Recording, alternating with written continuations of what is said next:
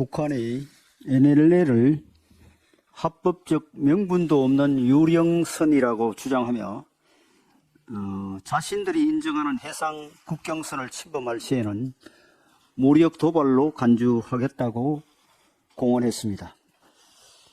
김정은 위원장은 그제 지대함 순항미사일의 시험 발사를 지도하며 연평도와 백령도 북쪽 국경선 수역에서의 군사적 대비 태세를 강화하라고 주문하기도 했습니다. 사실상 우리 군의 순찰이나 어선 단속을 문제 삼아 언제든지 기습적 도발을 감행할 수 있다는 선언과 다름없습니다. 전문가들은 북한이 서해상에서 연평해전과 같은 국지 도발을 벌여 NLL 무력화를 시도할 가능성까지 제기하고 있습니다. 연안경비가 주 임무인 우리 고속종들을 비롯한 함정들이 북한의 도발 목표가 될 수 있는 만큼 군의 대비 태세를 더욱 철저히 해야 하겠습니다. 최근 북한이 무기 개발과 시험 발사에 열을 올리고 있는 것은 배급 체계의 붕괴, 한류의 확산 등으로 체제 불안이 커짐에 따라 군사적 역량을 과시하여 내부 결속을 꾀하고 불만을 밖으로 돌리려는 목적이 큽니다. 그리고 우리 총선이 다가오는 상황 또한 대남 대미 군사 위협 수준을 끌어올리는 주요한 배경입니다. 전문가들은 북한이 군사적 피로감을 정대시키고 우리 국민의 불안을 지속시킴으로써 윤석열 정부에 대한 불만과 책임을 전가하려 한다고 분석하고 있습니다. 굳건한 한미일 공조를 바탕으로 대북 강경책을 유지하며 북한 주민의 인권에 대해서도 목소리를 내고 있는 윤석열 정부가 김정은 정권으로서는 부담스러울 수밖에 없기 때문입니다. 실상 북한이 무력 도발로 의도하는 바는 총선을 앞두고 여당에 불리한 여론을 조성하는 것으로 민주당이 띄우고 있는 북풍 음모론과는 정반대라는 말입니다. 그저께 북한이 지대함 순항미사일을 발사한 그 시간에도 민주당은 정부가 정치적 목적으로 도발을 유도한다는 허위 주장을 공식석상에서 반복했습니다. 그릇된 주장으로 국민을 분열시키고 북한의 안보 위협에 대응하고 있는 정부를 엄해하는 민주당의 모습이 최근의 북한 모습과 궤를 같이 하고 있다는 점에서 매우 우려하지 않을 수 없습니다. 이러한 민주당에 과연 국가 안보와 국민의 생명을 맡길 수 있는지 국민들께서 현명하게 판단하시리라고 믿습니다. 북한의 안보 위협이 지속되고 있는 가운데 우리나라와 쿠바의 수교 사실이 전격 발표되며 글로벌 중추국가를 지향하는 윤석열 정부의 외교력이 또 한 번 빛을 발하고 있습니다. 쿠바는 사회주의 국가 중 그리고 중남미 국가 중 우리와 수교를 맺지 않은 유일한 국가였습니다. 북한과는 참호를 공유한다고 할 만큼 형제국 관계를 맺어왔고 1986년 북한을 방문한 카스트로는 하나의 조선만 있을 뿐이라고 말하기도 했습니다. 북한이 수십 년 동안 수교를 방해해온 만큼 이번 수교를 두고 1990년대 북방 외교 이후 최대 외교 성과라는 평가가 나오고 있습니다. 거의 마지막 남은 이른바 적성국과 수교함으로써 우리나라의 외교적 위상은 또 하나의 큰 도약을 이루었고 세계 전역에서 태극기가 휘날리게 되었습니다. 글로벌 중추국가에 한 걸음 다가선 것입니다.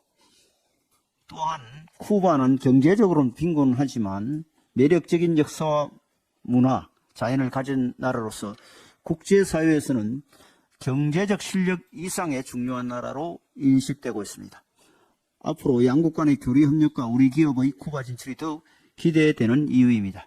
향후 남북 관계에도 상당한 영향이 있을 것으로 생각합니다. 핵, 미사일 개발과 관련된 북한에 주는 교훈이 적지 않을 것이며 특히 북한의 신냉전 외교 전략에 지장을 가져옴으로써 국제사회에서 북한을 압박하는 효과가 클 것입니다.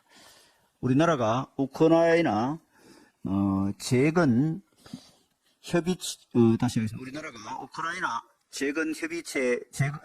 우리나라가 우크라이나 재건 지원 협의체인 우크라이나 공여자 공조 플랫폼 MDCP에 신규 회원국으로 가입했다는 반가운 소식도 있었습니다. 인도 태평양 국가 가운데 MDCP에 참여하는 국가는 G7 회원국인 일본을 제외하면 우리나라가 유일하다고 합니다. MDCP의 가입으로 인해 1200조 원 규모로 추정되는 우크라이나 재건 사업에 대한 우리 기업들의 참여 기회는 더욱 커질 것으로 보입니다. 이러한 성과 또한 지난해 7월 윤석열 대통령이 우크라이나를 전격 방문하고 이를 계기로 우크라이나 평화연대 이니셔티브를 발표하는 등 그간의 외교 노력이 맺은 결과라고 볼 수 있습니다.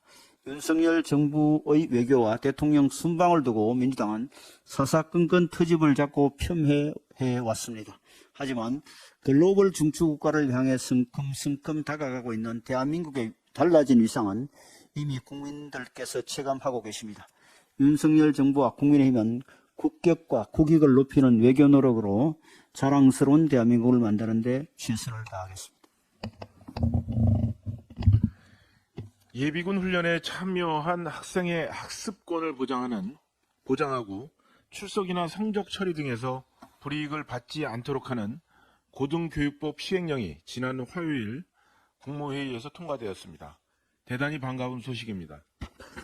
지난해 6월 28일 우리 국민의힘은 예비군 훈련 참여 학생에 대한 학습권 보호 당정 협의를 열어 논의했던 것이 지난 화요일에 대단원에 막을 내리게 된 것입니다. 당 정책위가 청년에게 드리는 약속이라 했던 것이 아름다운 결실을 맺게 되어 매우 기쁘게 생각합니다.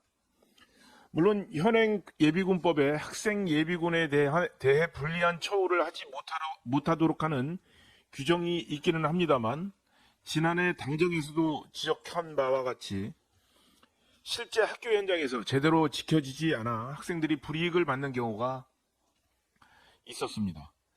이에 당에서는 교육부에 학생 예비군에 대한 학습권 보호 방안을 마련해 줄 것과 대학별 학칙 개정을 추진해 줄 것을 강하게 요청한 바가 있습니다.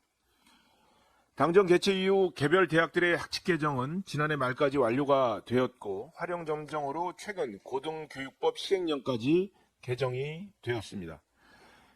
개정된 시행령에는 대학이 학생 예비군에게 수업과 관련한 자료를 제공하거나 수업 보충을 실시하도록 하고 출결 및 성적 처리 등에서 불리한 처우를 하지 않도록 한다고 하여 학습권 보장 조치 의무를 명확하게 하였습니다. 이렇듯 국민의힘은 말로만 약속하는 정당이 아니라 끝까지 실천하는 정당입니다. 우리 당의 관심은 항상 국민의 삶을 향해 있습니다. 앞으로도 우리 당은 청년들의 목소리를 정책에 담아내고 더 나은 내일을 위한 변화를 이끌어내는 데 최선을 다하겠습니다.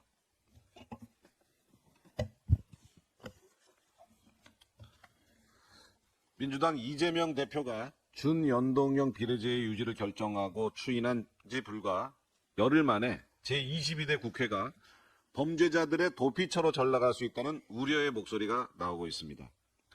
문재인 정부 당시 자녀 입시 비리가 밝혀지면서 청년들에게 박탈감을 안겨주고 정치권의 청탁에 따라 정상적으로 진행되던 감찰을 중단시키며 대한민국의 법치주의를 후퇴시켰던 조국 전 장관이 최근 신당 창당과 총선 출마를 선언했습니다.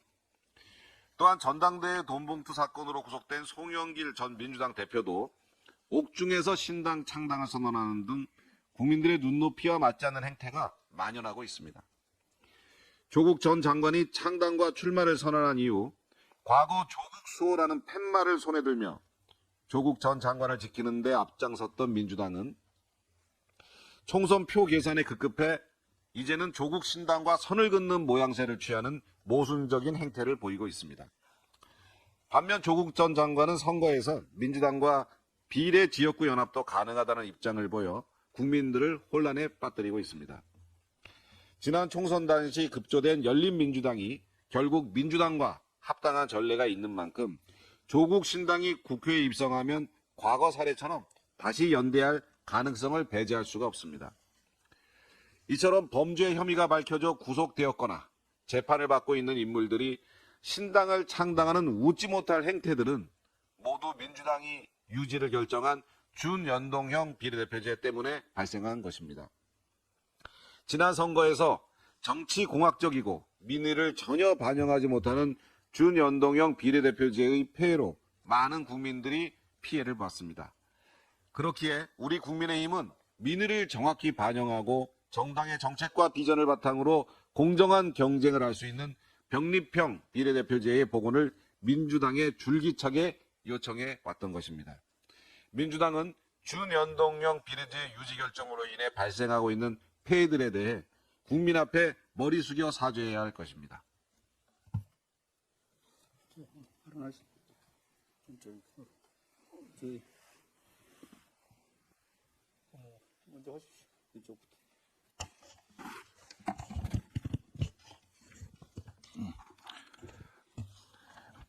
이조원 때의 세금 낭비 논란을 낳은 용인 경전철 사업에 대해서 법원이 당시 기초단체장과 수요 예측기관의 손해배상 책임을 인정하는 판결을 처음으로 내놨습니다. 잘못된 정책 추진과 그에 대한 잘못된 수요 예측으로 인하여 국민의 혈세를 낭비한 것에 대해서 법적인 책임을 엄격하게 물은 것입니다. 2004년부터 시작되었던 사업은 20년이 훨씬 지난 일이지만 포퓰리즘 정책과 전시성 행정에 경종을 울린 사법부의 올바른 판결이라고 생각을 하면서 같은 취지에서 선거를 앞두고 허황된 공약 발표를 계속하고 있는 더불어민주당과 이재명 대표가 이 판결을 반면교사로 삼기를 촉구합니다. 이재명 대표와 더불어민주당은 소상공인 지원 공약으로 5조 원이 추가 소요되는 공약을 발표했고 지방대 재정지원 확대를 주장하면서 1조 원이 넘는 재원이 추가 소요되는 공약도 발표한 바 있습니다. 그뿐만 아닙니다. 출생아 전체에게 목돈을 주겠다는 공약도 나왔고 신혼부부 결혼과 출산 시 주택을 지원하겠다는 공약까지 남발되었습니다. 이러한 공약들은 도대체 추가 재정 소요가 얼마인지 가늠조차 할 수 없는 그런 무책임한 공약입니다. 지난 문재인 정부 5년 동안 400조 원이 넘는 국가 채무를 증가시킨 것도 모자라서 지금 이재명 대표와 더불어민주당은 더 많은 포퓰리즘 정책으로 재정 지출을 하겠다면서 국민을 현혹하고 있는 것입니다. 더욱이 이재명 대표와 더불어민주당은 절대다수 의석을 앞세워서 50인 이하 사업장의 중대재해처벌법 적용을 유예하는 법률 개정을 의도적으로 가로막고 있습니다. 그러면서도 다른 쪽에서는 폐업 지원금을 늘리겠다고 주장하고 있습니다. 마치 이것은 소상공인들에게 폐업 지원금을 받고 폐업을 하라라는 소리로 들릴 지경입니다. 이재명 대표와 더불어민주당은 국민을 현혹하는 포퓰리즘 주장을 즉각 중단하고 기업 경영을 정상화하면서 경제를 올바르게 운영할 수 있도록 중대재해처벌법 적용 유예 법률 개정안부터 통과시킬 것을 강력히 촉구합니다.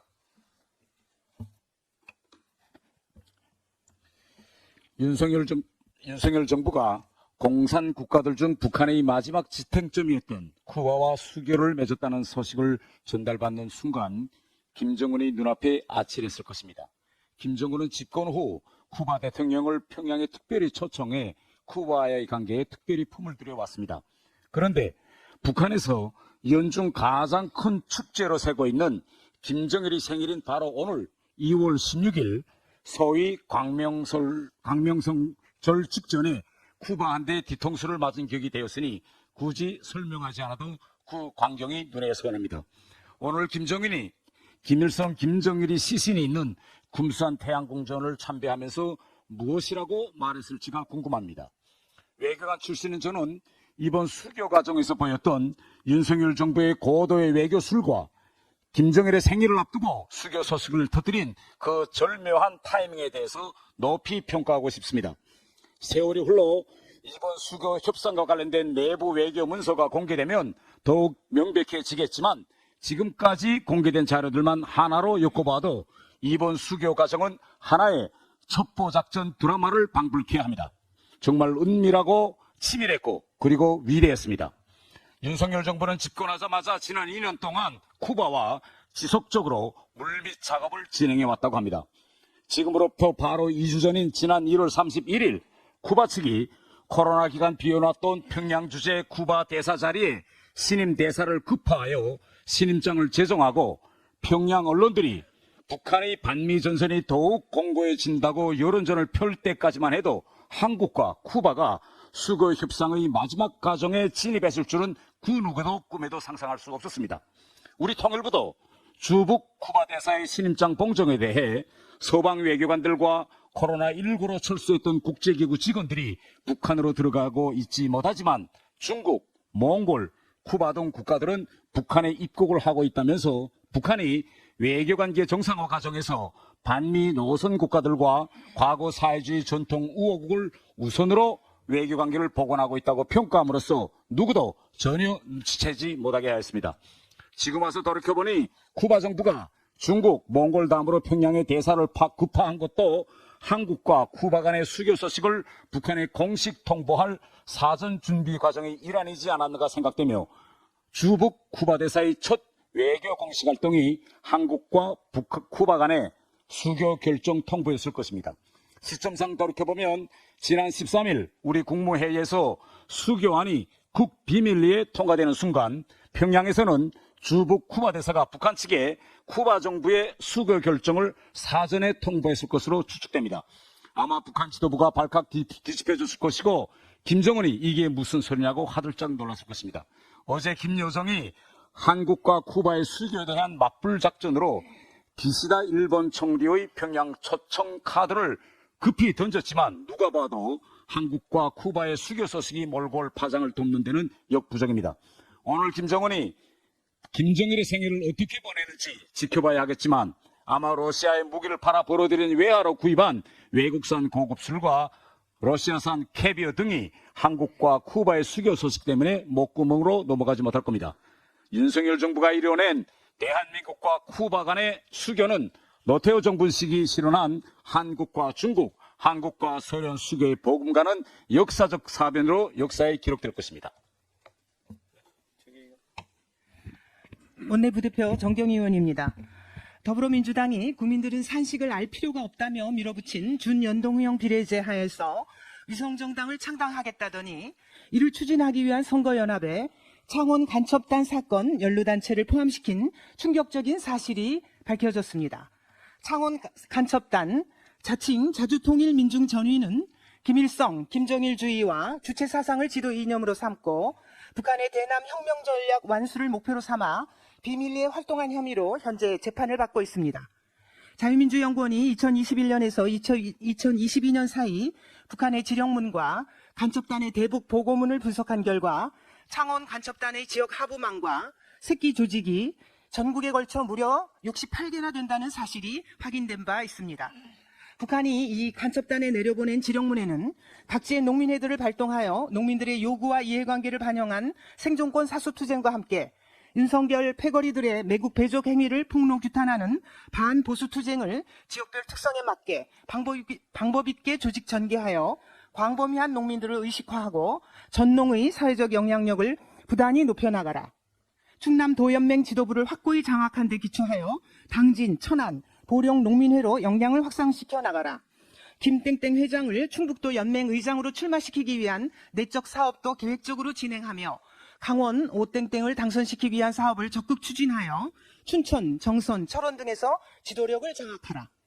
대북 적대정책 철회, 전쟁 반대, 평화협정 체결, 미군 철수, 국보법 철폐와 같은 반미, 반보수 투쟁에도 적극 참가시켜 농민들을 계몽 각성시키도록 하여야 한다는 등 북한의 구체적인 지시가 들어 있습니다.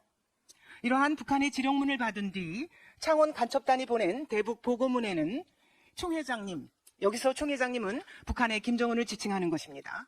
총 회장님에 대한 충실성이 높은 사람을 고르기가 어려워서 올해까지는 이 체계로 가되 전 플랜트 건설 노조위원장 이땡땡 등을 내년에 세울 계획, 전교조 원주 횡성초등지회, 전교조 홍천지회, 전교조 강릉지회, 진보당 춘천위원회의 인사들과 김일성 회고록을 학습하며 영도자와 사상, 노선에 대한 이야기를 많이 나누게 되었고 주체를 많이 믿게 되었으며 특히 주체 사상 에세이까지 썼다는 충격적인 내용이 들어있습니다. 작년 3월 검찰이 이들 창원 간첩단을 기소했지만 이들은 지속적으로 재판 지연 전략을 구사했고 그 결과 지난해 12월 보석으로 풀려나 현재 불구속 상태로 재판을 받고 있습니다. 그리고 민주당에 의해 이번 4월 총선에 대입할 수 있게 된 겁니다. 더불어민주당에게 묻습니다. 진정 나라를 북한의 통째로 갖다 바치려는 겁니까? 대한민국을 집어삼키려는 간첩들이 국회의원이 될 수 있게끔 민주당이 국회 뒷문을 열어준다니 생각만 해도 끔찍합니다. 국회의원 배지 몇 개 더 얻겠다고 나라를 팔아넘기는 이 말도 안 되는 일을 벌이고 있는 민주당을 강력히 규탄합니다. 이 위험천만한 선거 야합을 지금 당장 그만두십시오. 대한민국의 자유민주주의를 피땀 흘려 지켜낸 우리 국민들의 준엄한 심판이 두렵다면 그 천인공노할 짓을 당장 멈추고 국민께 사죄하십시오. 이상입니다. 예, 기재위 간사 유성글 의원입니다. 오늘은 미분양 주택 해소 방안에 대해서 한 말씀 드리겠습니다. 어제 그제 14일 주택산업연구원의 설문조사 결과 전국 주택사업 경기 전망지수가 2월에도 2.7%포인트 하락하면서 지속적인 하락세를 이어가고 있는 것으로 확인이 됐습니다. 지난 1월 10일 정부의 부동산 대책을 발표를 했습니다만 작년 8월 이후에 꾸준히 지금 하락세가 지속이 되고 있습니다. 특히 이 지방에서는 거의 모든 지역이 하락세를 보였는데 이 중에서 대구광역시가 전망지수가 18.4포인트 떨어지는 가장 큰 하락폭을 보이고 있습니다. 주택산업연구원은 이렇게 주택사업 경기 전망지수가 떨어지는 주요 원인으로 준공후 미분양 주택이 증가했기 때문이라고 지금 분석을 하고 있습니다. 국토교통부에 따르면 전국 미분양 주택은 작년 12월 말 기준으로 해서 6만 2천여 호, 그리고 이 중에서 비수도권에서 미분양된 주택이 5만 2천여 호, 이렇게 해서 83% 정도를 차지하고 있는 것으로 나타났습니다. 미분양 주택 문제가 시급히 해소해야 될 그런 민생경제 과제인 것이 확실하게 드러났습니다.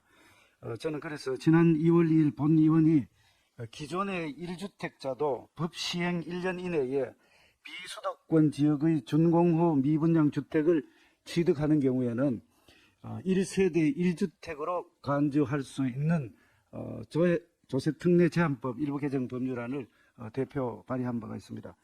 법 시행과 함께 미분양 주택 해소를 위해서 야당은 빠른 시일 내에 기획재정위원회 조세 소위원회를 개최해서 이 법이 심도 있게 심사돼서 처리될 수 있도록 강력히 촉구를 합니다. 앞으로도 정부와 우리 국민의힘은 민생경제를 위해서, 지역경제 활성화를 위해서, 주거안정을 위해서 최선의 노력을 다하겠다는 말씀을 드립니다. 이상입니다. 송석준 의원. 예, 대한민국의 저출생 문제 그리고 고령화 문제가 정말 심각합니다. 파격적인 다양한 정책들도 나옵니다. 하지만 보다 저는 근본적인 문제는 바로 미래를 책임질 바로 우리 청년들의 문제에 우리 사회가 관심을 갖고 집중해야 이런 우리 사회의 저출생 문제라든가 고령화 문제 근본적인 해법이 나올 수 있다고 저는 생각을 합니다. 이런 의미에서 지난 14일 한동훈 비상대책위원장님께서 시설에서 나온 자립 청년들을 위한 실질적 대안 마련과 정책 실행에 소홀했다는 점을 인정하시면서 자립 청년, 준비 청년을 위한 정책 발표와 함께 후속법 마련을 약속하신 부분에 대해서 의미가 크다고 생각합니다. 비록 자립 준비 청년들이 숫자가 많지 않지만 또 특히 선거를 앞둔 정책 시각에서는 크게 도움이 되지 않을 수도 있겠지만 분명히 바뀌어야 할 부분에 대해서는 또 우리 사회에 숨어있는 가장 근본적인 문제에 대해서는 모든 우리가 수단을 다해서 적극적으로 해결해 나가는 것이 바로 우리 정치의 근본적인 도리라고 좀 생각을 합니다. 보다 이제 근본적으로는 자립준비 청년뿐만 아니라 바로 대한민국 모든 청년들이 우리 사회의 주역이 될 수 있도록 우리 당이 책임과 역할을 특히 다하겠다는 그 각오도 또 새로이 한다는 말씀을 드립니다. 기회 사다리가 끊어진 지금의 대한민국의 현실에 지난 문재인 정권의 연이은 부동산 정책 실패와 일자리 정책 실패의 책임도 있지만 우리 정치권도 해법을 찾는데 소홀했던 점에 대해서는 솔직히 시인을 합니다. 불확실한 미래와 경제적 어려움으로 고통받는 청년들을 위해 우리 모두가 역량을 집중해야 될 때라고 생각을 합니다. 내 집 마련, 일자리, 결혼과 육아마저 사치가 되는 참혹한 현실과 맞아야 하는 청년들을 위한 지원 정책이 절실히 필요합니다. 합계 출산율 0.72명이라는 절체절명의 의기에 근본적인 해법이 청년들에게 희망을 주는 것이 아닌가 싶습니다. 국민의힘이 이 땅의 청년들에게 무너진 희망의 사다리를 재건하는데 앞장설 것입니다. 눈앞에 이기만 급급하는 정략적인 자세가 아니라 대한민국의 희망과 미래를 위한 힘찬 전진을 해나가겠습니다. 함께 가면 길이 됩니다. 청년들과 함께 우리 모두의 미래의 길에 국민의힘이 함께 할 것입니다. 이상입니다.